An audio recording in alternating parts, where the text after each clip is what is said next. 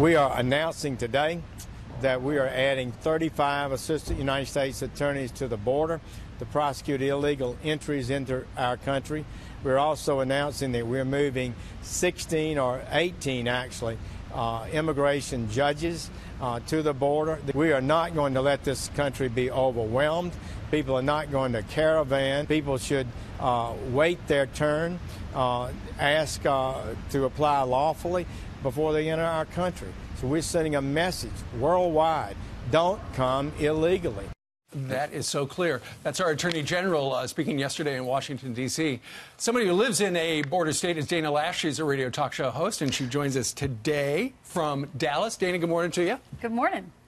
Good morning to you all. So we've heard so much about this caravan over the last 10 days or so, and the Attorney General now is sending more resources down to our southern border, more U.S. attorneys, more judges. There's a 1 million case backlog. That's a new message that needs to be made very clear to people who are thinking about coming to this country, as the Attorney General says, illegally.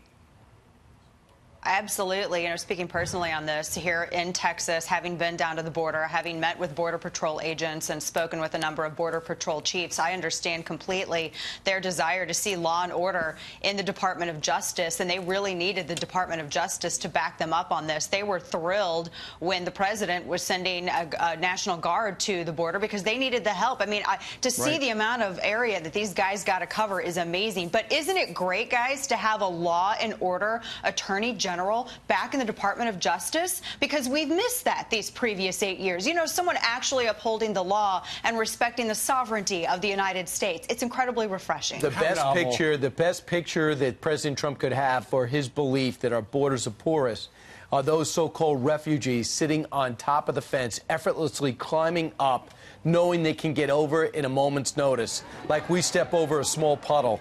I mean, that is a perfect picture that shows the president is not making up for fear-mongering. Don't you agree?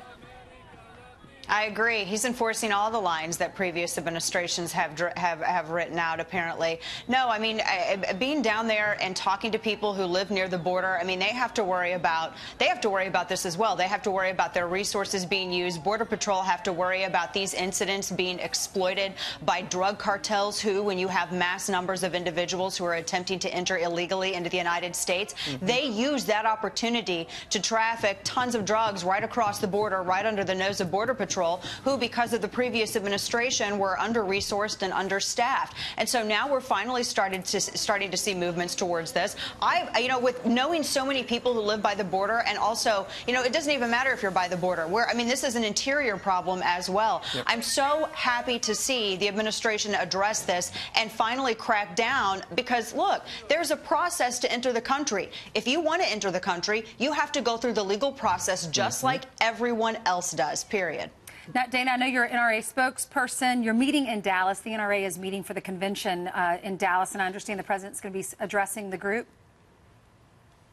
Yes, he's going to be addressing the group on Friday along with Vice President Mike Pence. The president made his announcement a little bit later this week that he was going to be joining all of these law-abiding gun owners in Dallas, Texas. The weather's going to be beautiful. I hope that people come out. I know we're going to have a lot of attendees like we do every single year. And members are going to be really excited to hear from the president. And you all know, just as well as anyone, the work that legacy media has really put into driving a wedge between this president and law-abiding gun owners. And the president, while he entertained ideas from the other side of the aisle and people who wanted to restrict Second Amendment natural rights, he ultimately put his foot down and said that your Second Amendment is your Second Amendment. And so gun owners are looking forward to hearing the president address them. Yeah, we'll see because individual states have changed. We know that Florida passed some pretty strict gun changes. But thanks, Dana. Appreciate it.